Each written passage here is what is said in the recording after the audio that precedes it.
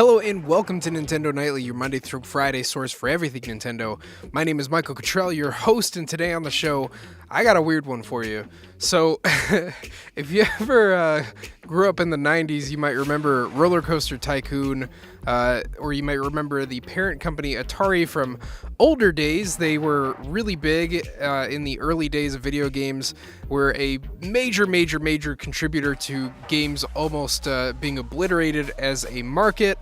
And Nintendo was one of the companies that sort of brought gaming back from the depths with their Trojan horse, ROB. That's a nice history lesson for another time where you can, I'm sure someone's covered that on YouTube before.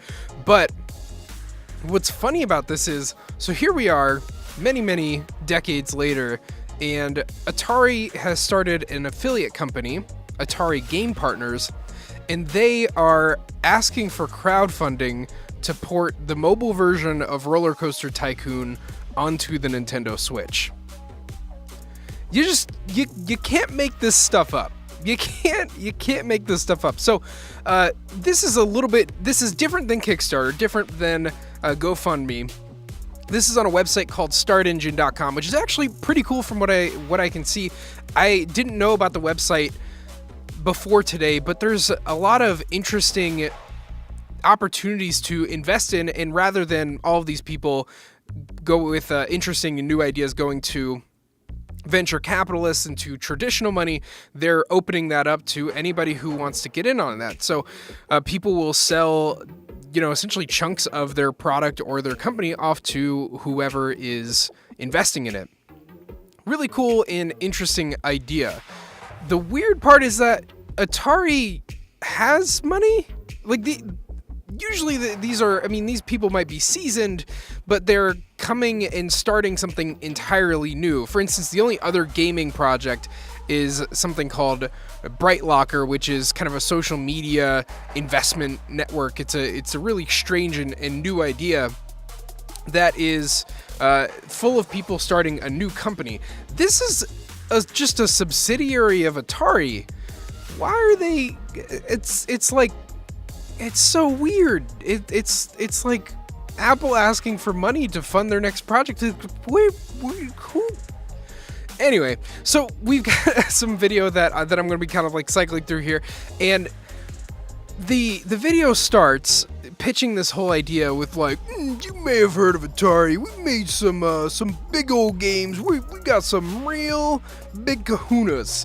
It's like, okay, if you guys are so like successful and smart, like, why aren't you just keeping all the money for yourself? Why are you sharing the profits of your wonderful product with everybody else? It's just kind of weird. Like, people usually they will crowdfund or they will ask for investment for money that they need, but it's the weirdest thing. They're looking to raise anywhere from $10,000 to a little over $1 million, because that's a worthy range of how much it costs to make a video game. And so far they've actually raised, as of this recording, it'll probably change, but as of this recording, they've got 9 investors totaling $7,300. So looks like they're gonna hit that goal, no problem. But this is so strange that like one of the largest players in the game industry, not anymore, but they used to be one of the largest players in the game industry, is turning to whoever will invest in them. It's really weird. I mean, I guess, this is a better deal for them than getting venture capitalism money, because they can form all these terms that, you might not either understand because it's buried in a document and a lot of data, or I don't know. Gosh, I mean, and I suppose this is a fine place to put a little disclosure that I am not at all a financial advisor. I'm not that guy. But in the document of all of this, they establish like a ton of risk factors, which is just kind of a nice outline for why video games are are not a very safe investment anyway, that they're like really, games are a hit driven business. It's a very expensive business. It's very hard, long, and tedious sometimes work.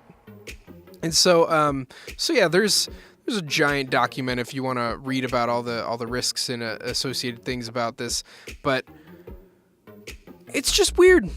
It's very weird.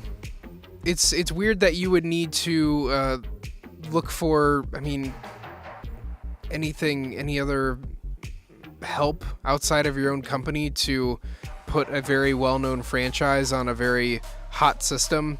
That's the part that's weird to me.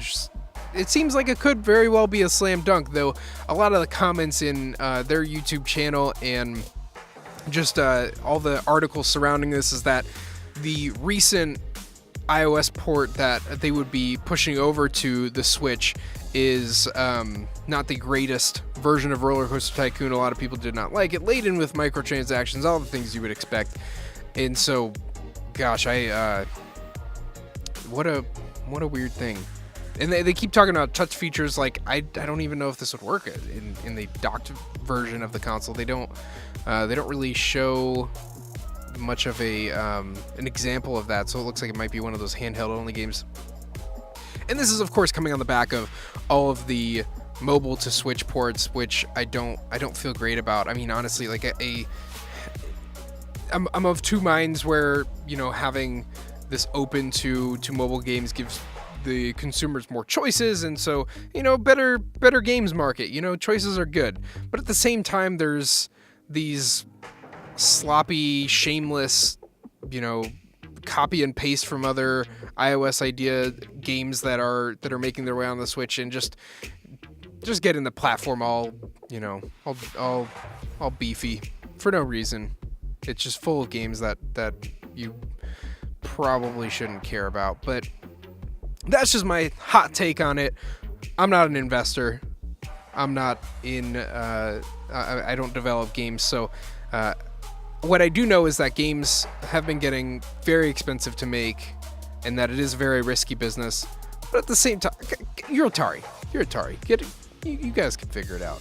But in any case, if you're interested in joining Atari on their venture, which they're graciously sharing their profits with you for some reason, we don't know what that reason is.